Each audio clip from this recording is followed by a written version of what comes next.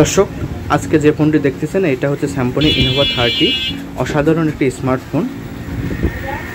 এই ইনোভা 30 ফোনটি বাজারে নতুন এসেছে স্যামসংয়ের। আমরা এখন দেখব এই ফোনটির ডিটেলস সম্পর্কে। স্যামসং ইনোভা 30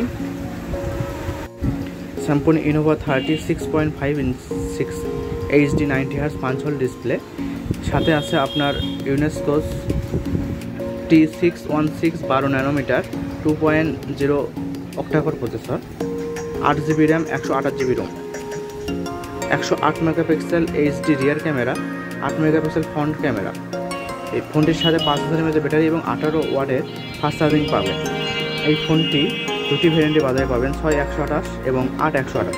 6128-এর প্রাইস হচ্ছে 11,699 টাকা এবং 8128 ভেরিয়েন্টের প্রাইস হচ্ছে 12,699 টাকা।